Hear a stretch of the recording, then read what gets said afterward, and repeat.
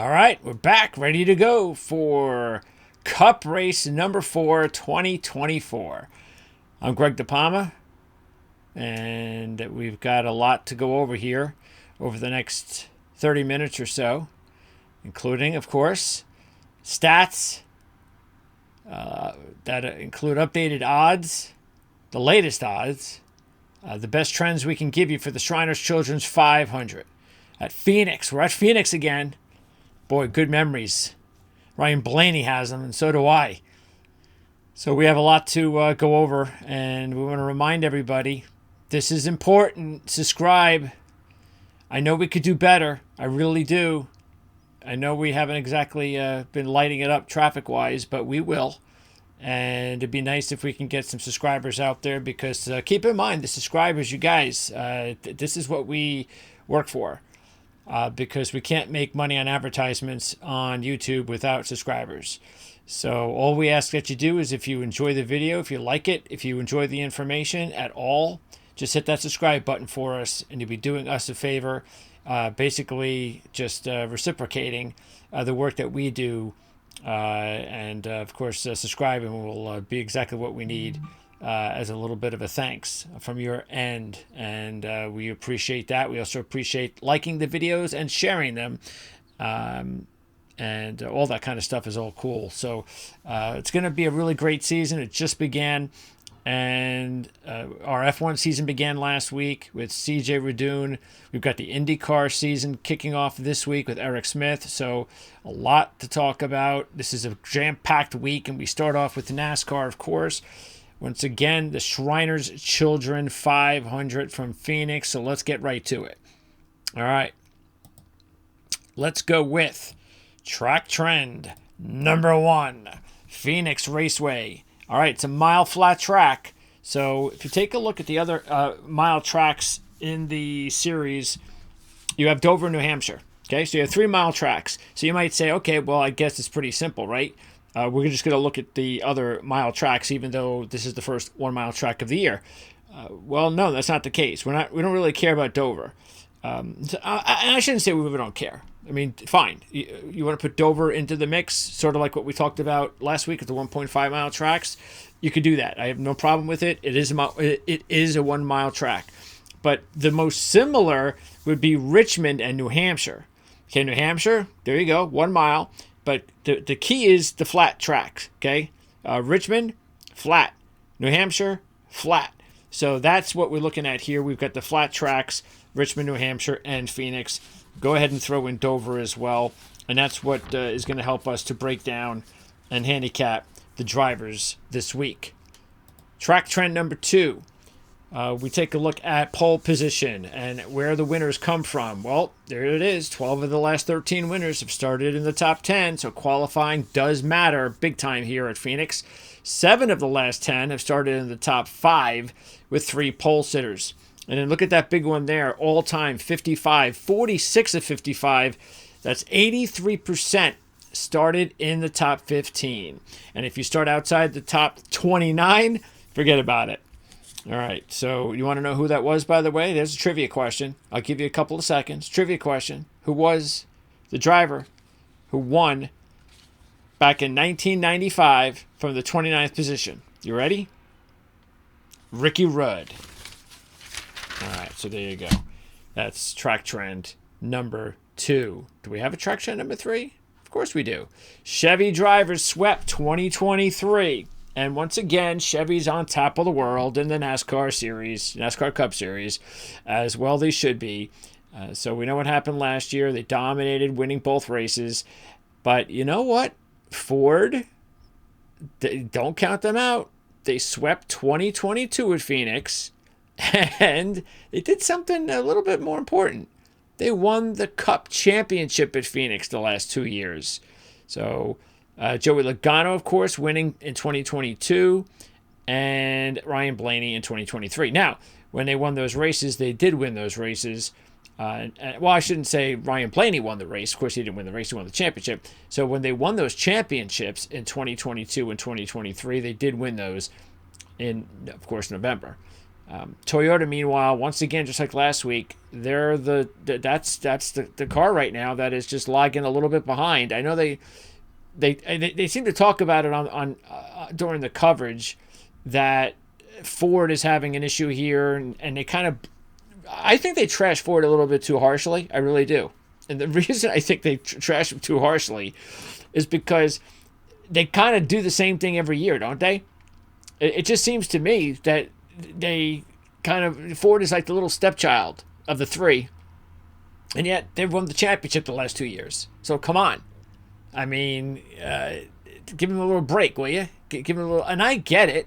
I mean, you look at that team that Toyota has, and it's pretty impressive, but still, look at that. They've won 1 of the last 8, and they didn't have a lot of wins last week too at Las Vegas. So, matter of fact, I don't even think I have a Toyota driver this week in all my picks, and I'm definitely taking a look at that as something that I'm going to. Now, a couple of drivers I like at Toyota that I was potentially going to take, but then I said, you know what? No. I mean, and I'm not gonna take them. They didn't look all that great last week, and I'm gonna stick with the same trend this week that Toyota is just not gonna get it done, especially since I like a couple of Ford drivers. Let's start breaking them down, and of course that means we're gonna start with Christopher Bell because no AJ Allmendinger once again. So we do this in alphabetical order, and Christopher Bell is at 10-1. And Bell had the disappointing week last week. He was one of our top plays. Yes, he drives a Toyota, so there you go. Now you could say, well, it was just bad luck, and that's all it was. And if he didn't have that bad luck, he probably would have had a really good car again, and maybe that's the case. But he just had a really bad day. There were issues upon issues, and it just wasn't good. And that's just not a good sign. And I just don't like where they are right now. And you take a look at this track, bad memories. I mean, they came in, they were red hot, championship 4. Now, they were the 4th out of the 4 drivers coming in regarding the odds. Most people, because they looked at the track and they said, well, you got Larson, who's really good. We'll get to him a little bit later on. Everybody knows how good Blaney is. We'll get to him in a second. And then the other, who was the other for Byron? And we know Byron is really good at this track. So Bell was the one that was clearly the long shot of the 4. And he was out of the race real early. So that's not a good memory, especially considering he was 6th in this race last year. But he's never had a top 5 in 8 races. I don't know what he's doing at 10-1. I really don't. I would say Christopher Bell right now in this race should be about 15-1, 14-1. And there are several drivers that are behind Christopher Bell in the odds that should not be. I'm sorry, but I'm wait, we should probably post up the odds overall. Let me see if I can get to that. Let's see, because I this is probably the one driver this week, and there are a few that I think the odds are a little out of whack. Maybe it's because he made the championship 4 last year, and there's still that kind of lingering. And look, I know I might be sounding like I'm slamming Christopher Bell, but he's my championship pick. So I don't think that would be fair. Okay, here you go. Here are the odds.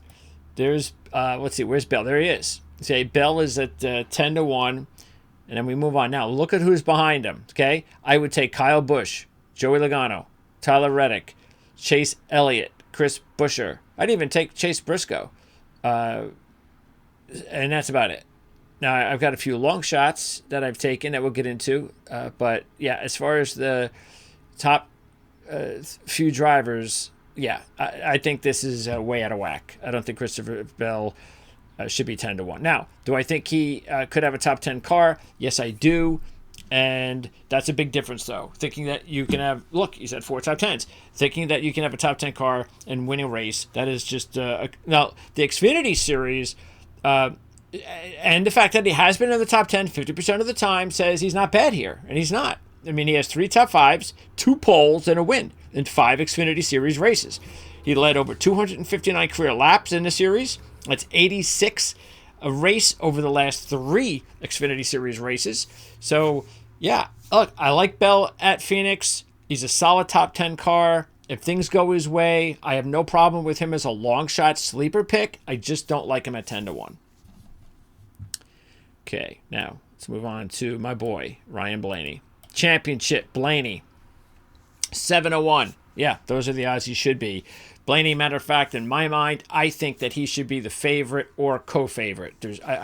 And I understand why he's not the favorite, because he still, even though he won a championship, he still doesn't have the cash that Kyle Larson has. But still, Ryan Blaney is an easy pick. Matter of fact, even because you're getting pretty good odds there, I think Blaney's odds should be 5-1.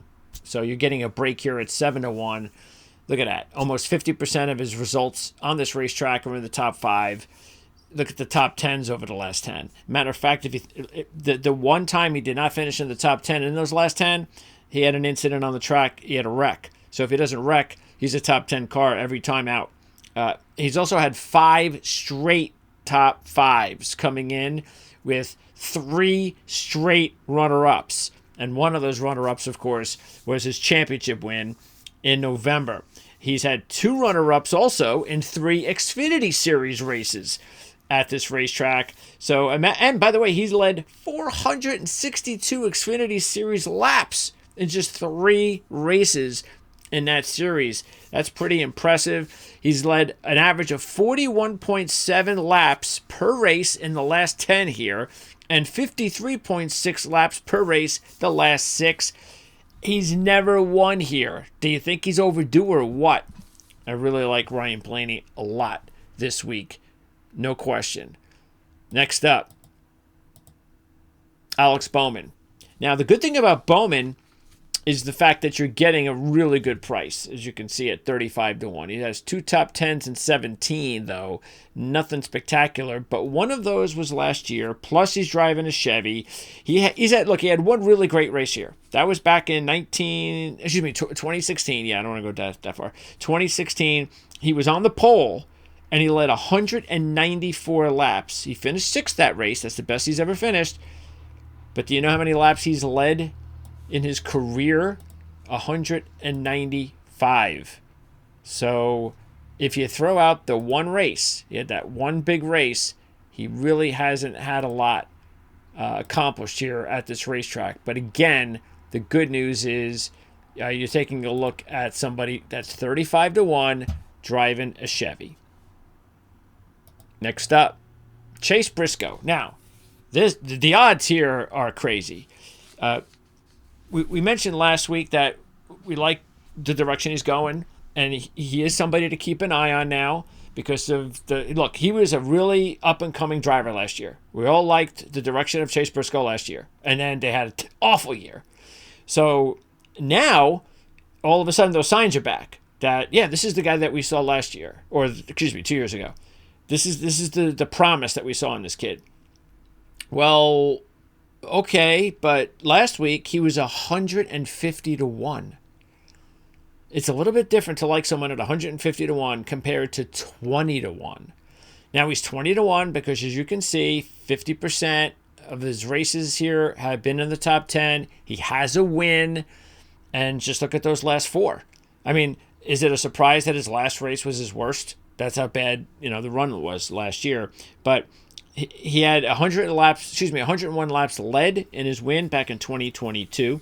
He even has 4 top 10s and 4 Xfinity Series races at Phoenix. It's a good track for him. I like Briscoe. I don't like him at 20-1. I'm sorry. Now, I prefer Briscoe over Bell, though. I'll be honest with you.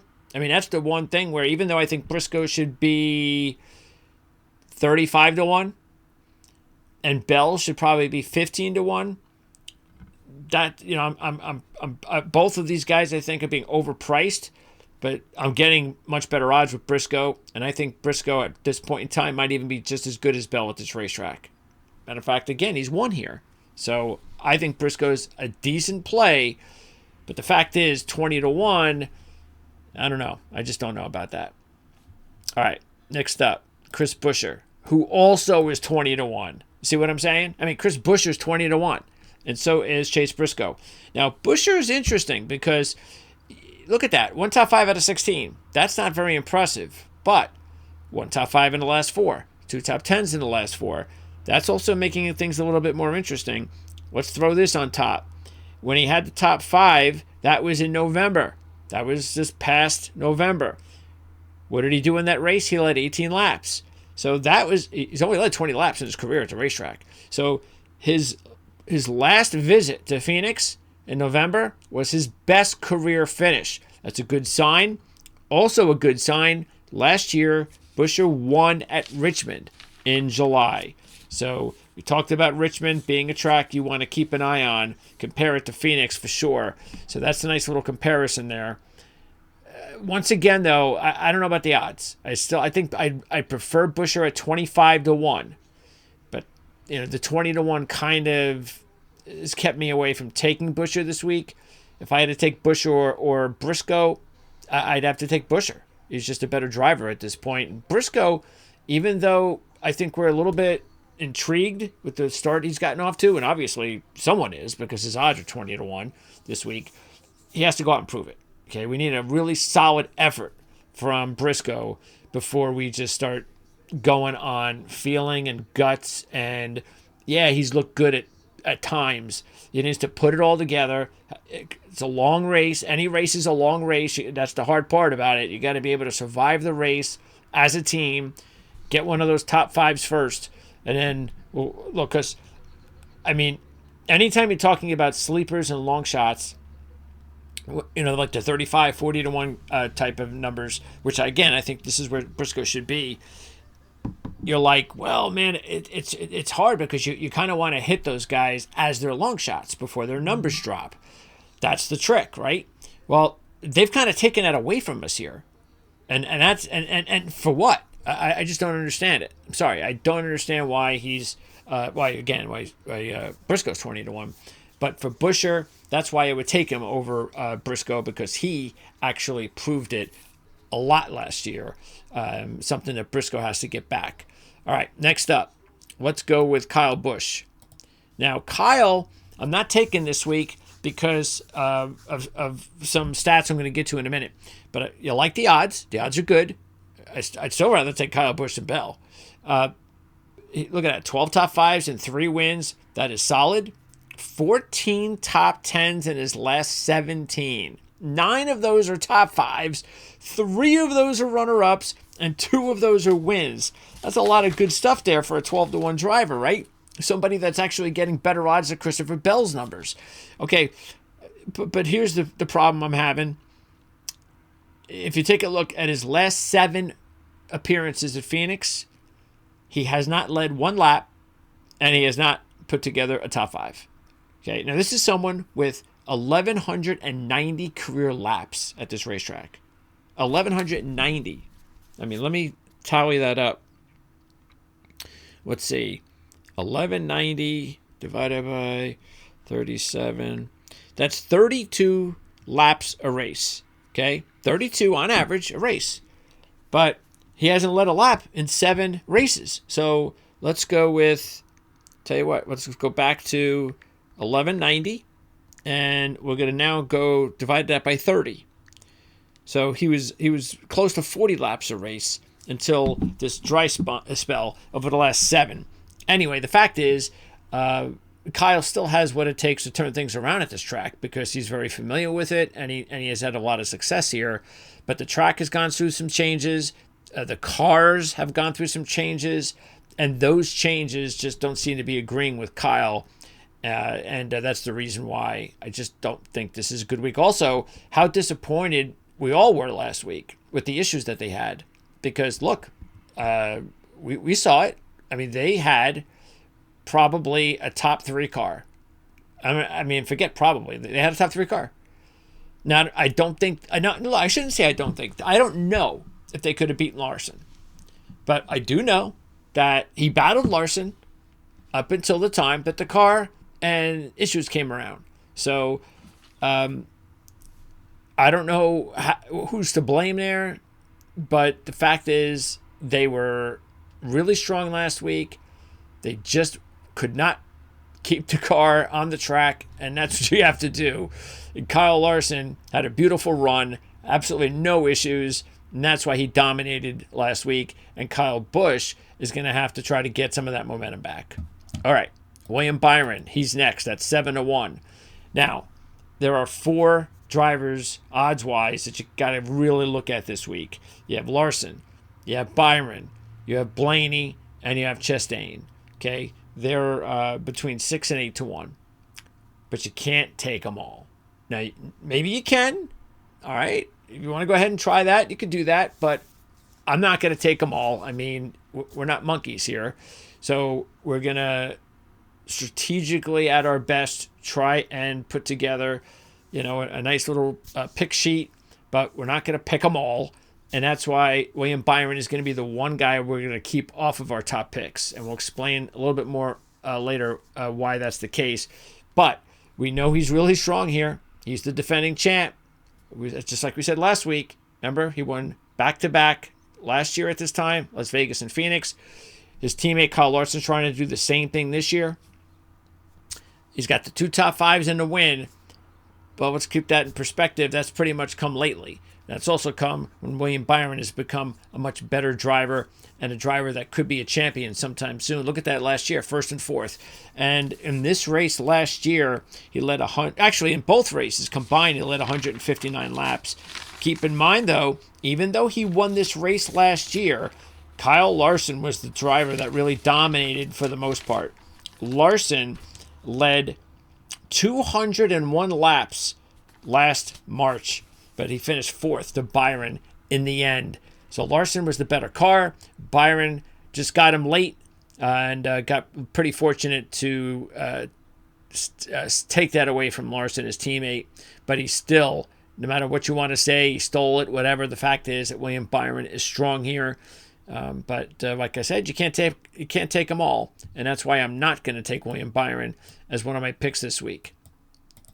I am going to take Ross Chastain, though. And that's partly why Ross Chastain is my official sleeper when the season began. I think he was 18-1 at the time to win the championship. So he has come down just a little bit. I think he's 16-1 now. Either that or 14-1. But Chastain, this is why, because we know he can win at Phoenix. And that's what so if he can get to the final race this year and have a shot, he's one of the 4.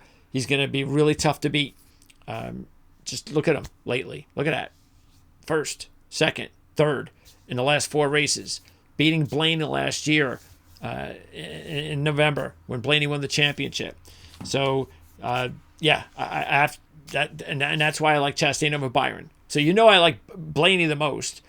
Obviously, and now I'm explaining why I like Chastain over Byron, because I just think Chastain has been just a little bit more impressive than Byron over the last 2 years. Byron kind of put it together last year. Chastain has done this now for 2 years, and he's coming off a win last time out. So Chastain and Byron, the 2 winners from this race last year, from this track last year. Okay, Cindric.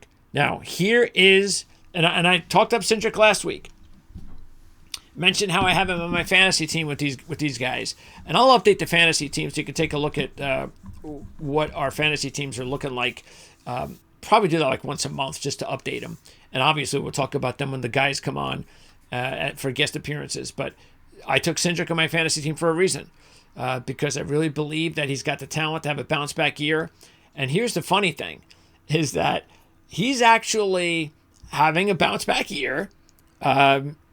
And doing a really nice, kind of quiet job, but he's 150-1. I mean, this is like what Briscoe was. So does that mean that next week Cindric's going to be 20-1? I don't know, but kind of surprising that I don't know what you can get at your sports book, all right?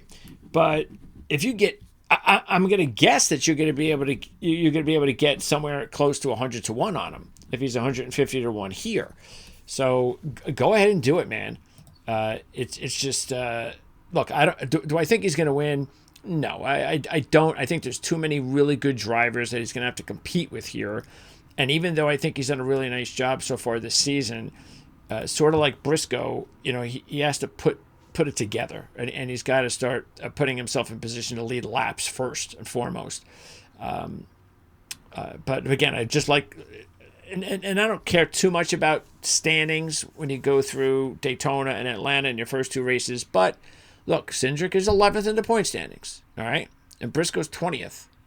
So now Briscoe's got the win here. But take a look at Cindric.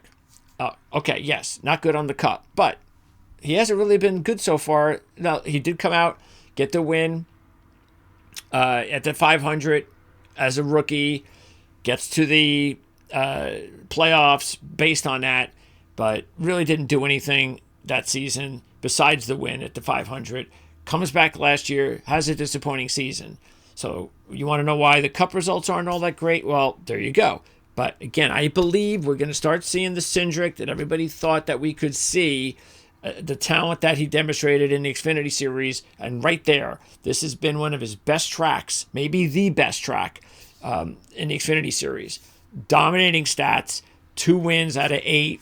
So, he is, I think, a really, really good steal at 150 to 1, especially if he qualifies in the top 10, because he had a good qualifying run last week and did pretty well for the first half of the race. So I think if he just keeps doing that, sooner or later, he's going to put it all together for a race, and you're not going to get anything close to 150 to 1. Austin Dillon's next, and I don't really need to talk about Austin Dillon much here because he has 2 top 10s in 20, as you can see. Plus, he's never led a lap ever in the Cup Series at Phoenix. Chase Elliott, you betcha we're taking Chase Elliott this week. 18 to 1. I mean, get out of here. What is Christopher Bell doing at 10 to 1 and Chase Elliott at 18 to 1? Have we forgotten about Chase Elliott already? He's a Chevy driver, and you're giving him 18 to 1. Now take a look at those last 2. Not that good. All right, that's a different Chase Elliott. Look at the previous 5. Look at that. 11th, 5th, 5th, 1st, 7th. And you're giving me 18 to 1. I'm grabbing 18 to 1. Absolutely, I'm going to do that. And in those previous 5, he led a combined 390 laps. Take Elliott fast before those numbers drop. Now, here's another driver that the odds are too low. I mean, this is something else. I mean, I think Bell should be higher. I think Briscoe should be higher. And I think Gibbs should be higher. On the flip side, I think Cindric should definitely be lower. And I think that Elliott should be lower. But Gibbs has been hanging around 25, 28 to 1. I don't know why he's dropped to 16 to 1 here. I don't get it. Now, you might say, well, look at the Xfinity Series. He was good here. Well, so was Cindric. He's 150 to 1.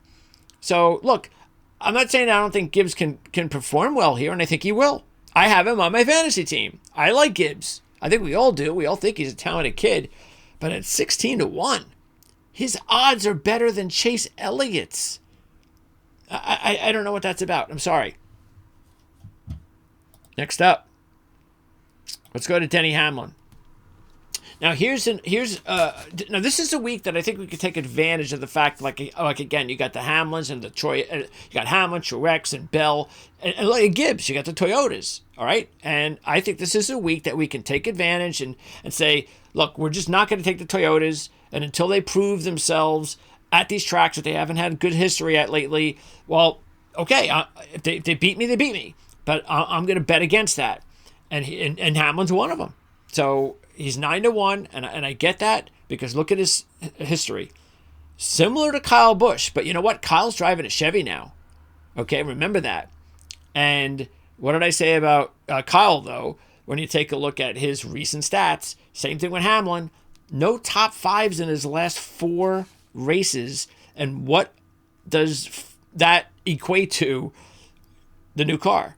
So since the new car, Denny Hamlin has not looked anywhere near as dominant at Phoenix as he used to. Eric Jones, we'll throw Eric Jones. By the way, Hemrick was in there. But I don't want to. He's not worth it, but he is 700 to 1, which is kind of outrageous.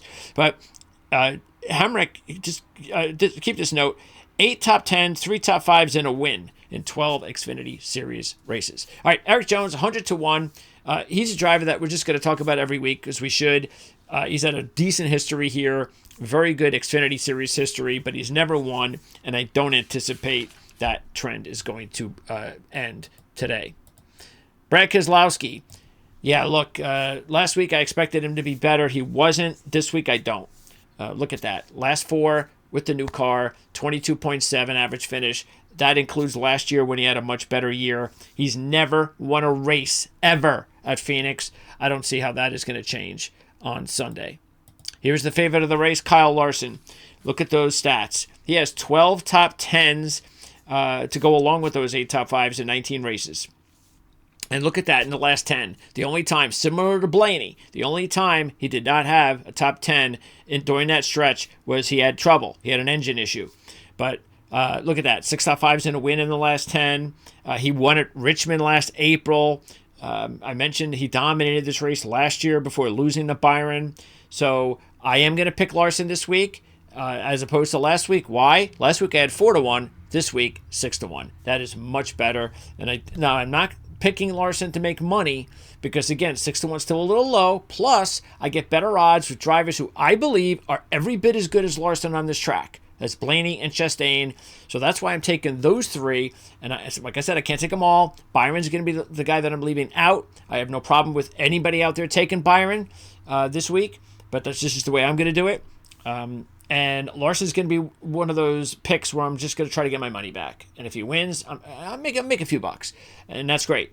But if he... the other thing. Let's keep this in mind. This is important. 19 races. All those great stats. 1 win. 1. And don't forget, last year, going into the championship race, he was the favorite. You can revisionist history and all this about Blaney, but everybody knows that Kyle Larson was the guy that everybody thought was going to win his second championship. And it was Ryan Blaney that had the clear best car. And I just think that's the way it is. Now, Chevy, they have the advantage. That's going to help Larson. Plus, he's coming in hot, just like Byron did last year, which is why, like I said, I'm going to go ahead and I'm going to make sure I have money on him. But I still think Blaney, and maybe even to the extent Chastain, could be better than Larson at this track overall if we're looking for wins. But Larson, for sure, is somebody that you're going to want to take this week now that you've got 6-1 over 4-1. Logano is once again getting good odds. He's getting double the odds over Ryan Blaney. Isn't that interesting how that has switched? Now that Ryan Blaney's a champ, it switched. And now Logano's the second guy in line at Penske. Take advantage of it. Take advantage of it. Look at that. He's got 3 career wins. He has 9 top 12s in his last 10. That includes a runner-up and 2 wins. If you look at it last year at Richmond, he had 2 top 7s and a top 5. He was second at New Hampshire last year.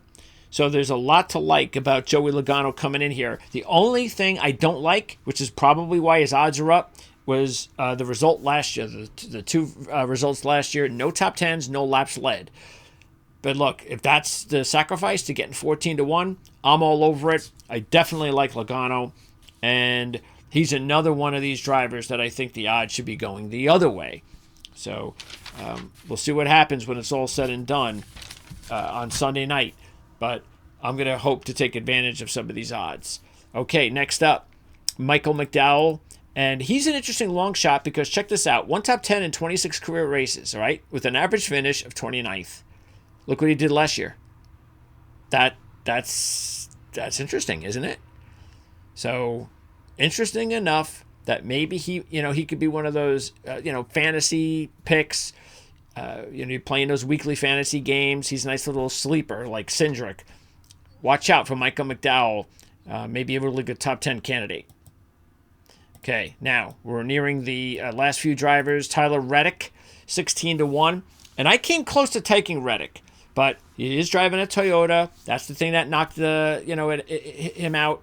But what I like about it is, look at that. He was 3rd in this race the last 2 years. He's coming off a really strong finish last week. I actually added him to my futures portfolio this week. I think I got him at 16-1, something like that, in that range, just like the odds here. But anyway, the fact is, Reddick, the last 2 years of this race, has been in the top 5. He hasn't led laps or anything like that, but you are getting 16-1. So I think he's definitely an interesting play. But he's driving a Toyota, and I'm going to bet against him. Daniel Suarez, this is just not a race that I would try to take advantage of his odds. As you can see, just a few top 10s over his career, and he's never led a lap at Phoenix. Martin Truex Jr., look, the big knock, he's a Toyota. All right, that's the big deal. And look, this is what I've been. How interesting it is this? We're going over the Toyotas like Hamlin and Truex, the two big Toyota drivers, and look at them in the last 4 races with the new car. They're just not doing anything. So why would I go with Truex or Hamlin at 9 or 10-1? That's why I'd rather take Reddick at 16-1 if I'm going to take a Toyota, because at least Reddick has had two third-place finishes in this race the last 2 years. So that top line, that looks very impressive. This doesn't matter, since the bottom line is really what we're dealing with here with the new car. So, yeah, no, I just cannot go with Martin Truex Jr. It's the same way I cannot go with Denny Hamlin this week. And Bubba Wallace will round it out. He has just a few top 10s. He had a couple of good showings last year. Not bad, considering his average overall is 20.2. So he definitely looked better here last year. You are getting 30-1, which is a good number. But now, if we're staying away from Toyotas, we're definitely staying away from Bubba. All right, now that's going to wrap it up. We are going to go over the overall picks. I have CJ's pick. Now, last week, CJ and I both took as our top pick out of our 3 Kyle Larson. And Kyle Larson won. So, remember last week I told you how weird it was that I gave you my picks, which I have to give you the picks too. Here are the picks. Well, hold on a second. Here they are. All right, so there are the picks. So because last week CJ did take Larson, I did not. Again, I don't normally take drivers at 4-1 unless I want to put the whole 100 on Larson. Remember, we get $100 to wager on each week with this formula, and the two different things we want to talk about here. First of all, the $100 formula, this is like for real money. This is like what we wager on each week. And I don't care how silly the formula might look, or how, like, CJ is very, what would be the right word? Conservative when it comes to how he makes his picks. Doesn't do a lot of long shots very often. But that's what works for CJ.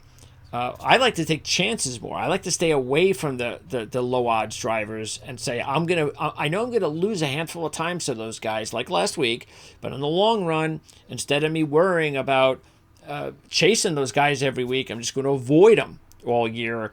And there's going to be a handful of times that I'm going to win because of it. And when I take drivers that are getting much better odds because of those heavy favorites, then I make up for it with $200 or $250 weeks, as opposed to, say, a $120 week when you're investing $100. So anyway, that's a different strategy. And that's the other reason. The other thing I want to mention is that's why we're giving out our top 3 picks each week, because you see the difference between our formula for trying to make money and the driver and the cars that we really think are the best cars each week. And we're not going into this formula, gambling stuff. So CJ's top 3. Now, I don't have the order, so I want to try to see if I can get the order from CJ, but I didn't get it from him. But his top 3 are Chastain, Blaney, and Byron. And I believe, now I'm just going to guess that's his order, but I'll find out next time to make sure that he does give it in order.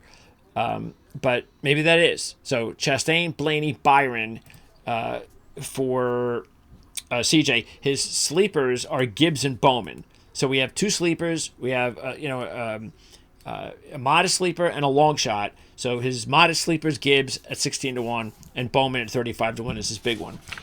For me, I'm going with Blaney.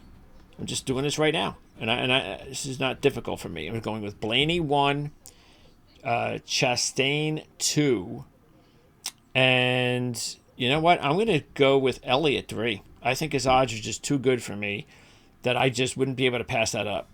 And then my long shot. Well, look, Cindric is my long shot, obviously at 150 to 1. You could say Elliott is sort of like my Gibbs long shot. And if that's the case, then, we could play that. And I can say Elliott long shot with Cindric and then Logano, because similar to Elliott, I think, getting 14 to 1 for Logano is a really nice bonus. So, if I had to throw in another long shot, just quickly look in here. Buescher's 20 to 1. I don't know what kind of number that is as a long shot. I just don't think this is a long shot race. So that's why you don't see a whole lot of them on the list. So try not to go that route. Instead, try to take advantage of some of these drivers like Logano and Elliott. And CJ seems to like Gibbs and Bowman. So, go that route. And hopefully you'll be able to make out on Sunday. And make sure to also check out the link in the description area for our Discord. That's where you can contact us at any time. You just have any questions, comments, maybe something's happening in qualifying or practice, odds changing. Maybe our top pick had a bad qualifying run and you wanted us to give you somebody else that we like after qualifying and practice. Anything you want us to answer at all, just let us know in the Discord. And of course, you can ask or just give any comments you want whatsoever, either on Mystery Caution. That's our YouTube channel, our main motorsports YouTube channel now. And don't forget, we also post race day videos where we have a condensed version of this video and we put it on Prime Sports Network, our primary YouTube channel. So hopefully you're still subscribed to that channel as well. And we hope you subscribe, like I mentioned at the very beginning, to our new Mystery Caution Motorsports channel. So we'll see you next time for NASCAR. We'll also see you later on this week for F1 and for IndyCar. So our first week on our new channel, where we're covering all three sports. Thanks for tuning in. Best of luck on Sunday at Phoenix, and we'll see you next week.